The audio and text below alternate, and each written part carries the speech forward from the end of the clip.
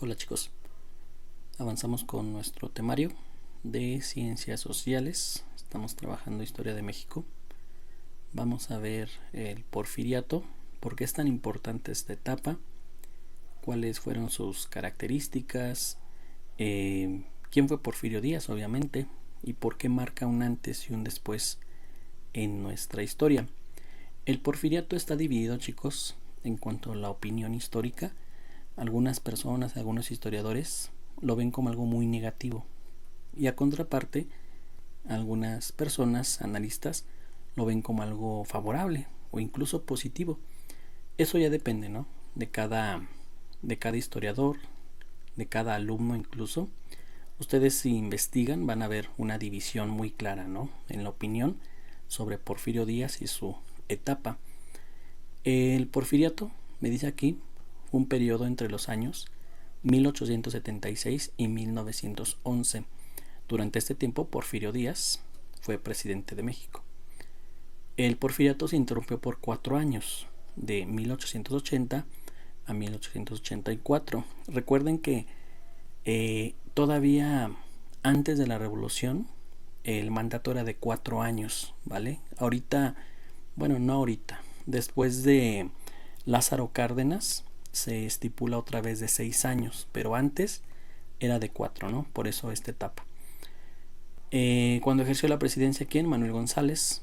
Con nuevas elecciones después, gana Porfirio Díaz de nueva cuenta. Y el 1 de diciembre de 1884 toma el poder.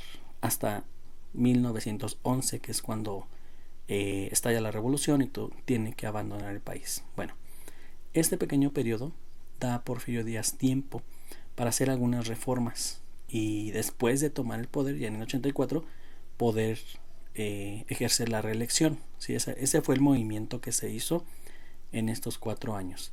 Manuel González fue un presidente títere, sí lo fue. De hecho era compadre, literalmente, compadre de Porfirio Díaz, y lo ponen, ¿no? Como para encargarle algunas tareas importantes, y de ahí Porfirio Díaz regresa y no deja el poder hasta 1911.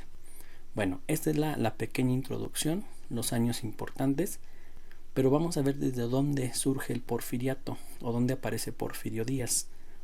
Porfirio Díaz, de hecho, viene desde la segunda invasión francesa, segunda intervención francesa con Maximiliano y todo eso. Él ya aparecía ahí como militar, pero no es hasta después, con el plan de la Noria y plan de Tuxtepec, cuando hace presencia importante.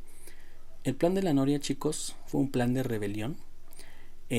Bueno, aquí me dice político militar, dirigido por Porfirio Díaz y otros elementos, bueno, otras personas, en oposición a la reelección de Benito Juárez, ¿sí? Benito Juárez es un personaje muy extraño, en lo personal, y esto lo menciono como opinión muy personal. Es un personaje muy raro y no tan democrático, no tan republicano como a veces el sistema nos hace pensar. Benito Juárez se reelige por tercera vez, ¿sí? O sea, traiciona esa parte, ese espíritu republicano, trata de perpetuarse en el poder también Benito Juárez, y Porfirio Díaz pues se opone y lanza el plan de la Noria, plan de rebelión. La Noria es por una hacienda que está en Oaxaca, de ahí el nombre. Recuerden que Porfirio Díaz era oaxaqueño y era su tierra, ¿no? De ahí hacía pues los puntos más importantes. Bueno, dicho plan se lanza el 8 de noviembre del 71. Al final el plan de la Noria fracasa. Porfirio Díaz es encarcelado. Benito Juárez lo encarcela a pesar de ser héroe en su momento, una persona muy respetada, y de ahí muere Juárez con una situación muy extraña, y viene ahora a tomar Sebastián Lerdo de Tejada el poder. Pero ¿qué se le ocurre a Lerdo de Tejada? Reelegirse, o sea, toma 4 años el poder, ya se le termina su tiempo y dice me voy a reelegir. Y otra vez Porfirio Díaz aparece ya fuera de la cárcel, y ahí de hecho Lerdo de Tejada lo deja libre y se revela con el plan de Tuxtepec. También es una región de Oaxaca, ¿no? Tuxtepec. De hecho, chicos, se le conoce también como Revolución de Tuxtepec, así puede aparecer también. Bueno, se revela, lanza este manifiesto en el cual se opone a la reelección de Lerdo de Tejada y triunfa. El plan de Tuxtepec sí triunfa, y ahí es, cuando Porfirio Díaz toma el poder en 1876, sus primeros 4 años, ¿no? Ya después viene lo de Manuel González, lo que ya mencionamos. Bueno, estos son los dos planes que anteceden al porfiriato y hacen que Porfirio Díaz tenga presencia importante. Ahora, a partir de aquí, chicos, voy a mencionar los puntos relevantes, los puntos buenos, si quieren verlo así, y los puntos malos. Los puntos buenos vamos a mencionarlos primero. La paz porfiriana.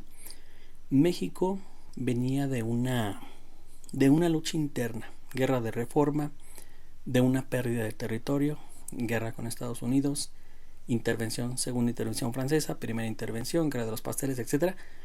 Aquí el país estaba muy mal, en ese sentido, muy dividido, no nos organizábamos, y la paz porfiriana trata de imponer ese orden, ¿sí? Ese orden que veníamos arrastrando desde el México naciente en 1821.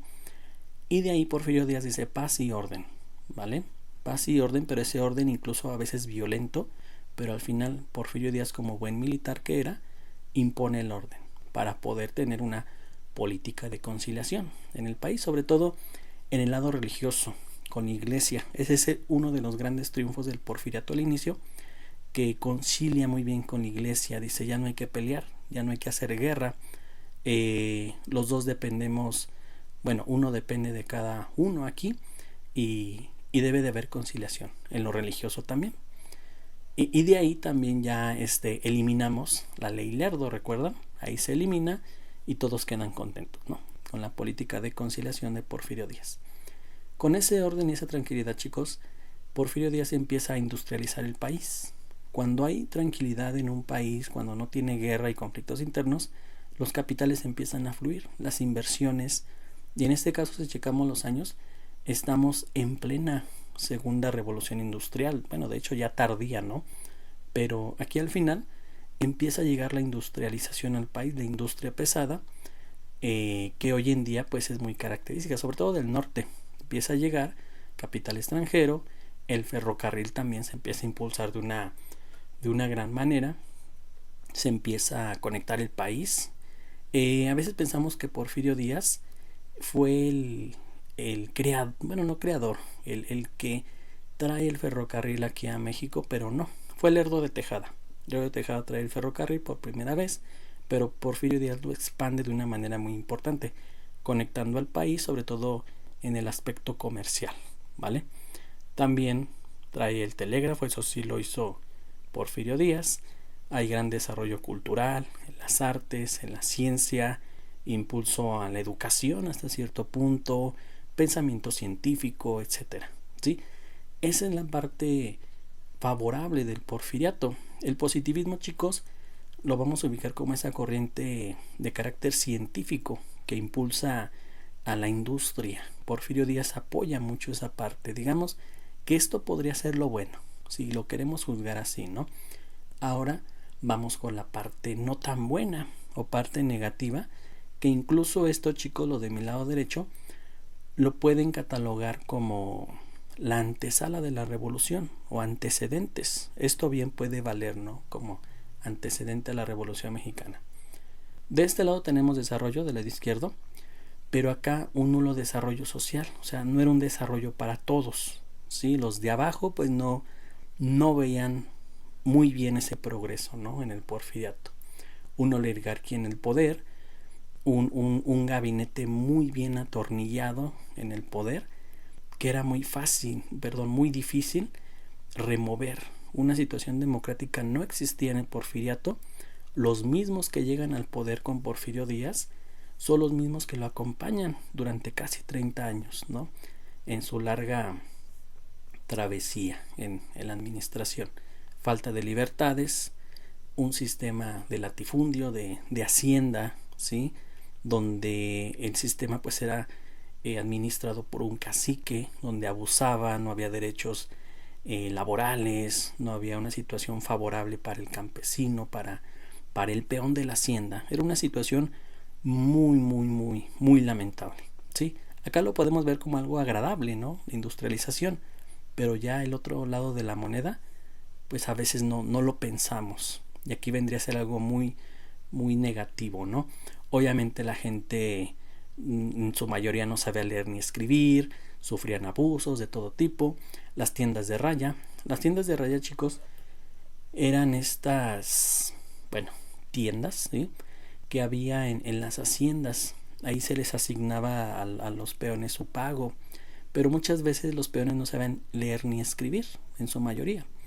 ¿Qué hacían entonces? Bueno, ponían una raya para poder describir que ya recibieron el pago, muchas veces en especie, ¿sí? De la misma producción, de ahí se les pagaba de una manera muy abusiva en su mayoría.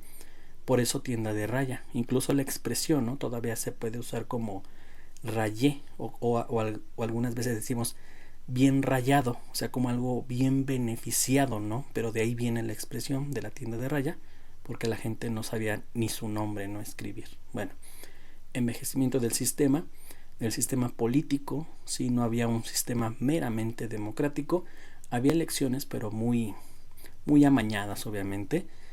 Propiciaban que Porfirio Díaz pues ni siquiera pensara moverse del poder, y las clases sociales muy marcadas. Bien, de hecho hay una novela, chicos, que se llama México Bárbaro, que describe muy bien todo este aspecto, ¿sí? El lado oscuro del porfiriato. Clases sociales extremadamente marcadas, si quieren ponerle así. Esto es el porfiriato, los dos lados, la parte buena y la parte no tan buena. Bueno, partiendo de ahí, llegamos al final. ¿Por qué damos fin al porfiriato o sus últimos años? Vamos a ver, mira, para ir cerrando. Los últimos años del porfiriato, chicos, se caracterizaron por un autoritarismo muy potente de Porfirio Díaz. Obviamente cae en la situación de Benito Juárez, cae en la situación de Lerdo de Tejada, de Santana y muchos personajes, que se empieza a reelegir. Se enferma de poder, eso sí, se enferma de poder, y de ahí aparece la huelga de Cananea. 1 de junio 1906 hay un levantamiento en Sonora, un levantamiento obrero que busca mejores condiciones laborales, derechos, ¿sí? Un trato más justo en comparativa de los trabajadores americanos, y es sometida esa huelga, o es aplastada, mejor dicho, de una manera muy brutal por Porfirio Díaz. El famoso mátalos en caliente todavía se venía aplicando en 1906. Esa es ¿sí? Una razón muy importante, y esto causa gran descontento en el sector obrero, en el sector más desfavorecido, ¿sí? La huelga de Cananea. También tengo la otra parte, 7 de enero 1907, la huelga de Río Blanco. Se origina en Veracruz tras abusos patronales.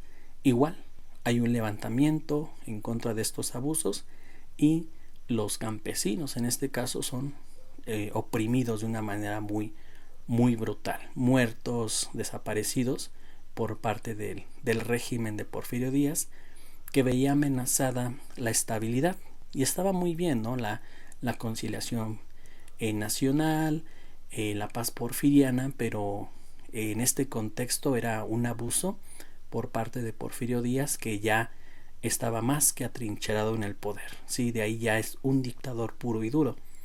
Bueno, esta es la antesala de la Revolución Mexicana, chicos, y el porfiriato, las partes buenas, las partes malas, cómo inicia y fechas importantes. De aquí pasamos a lo que viene a ser la Revolución Mexicana.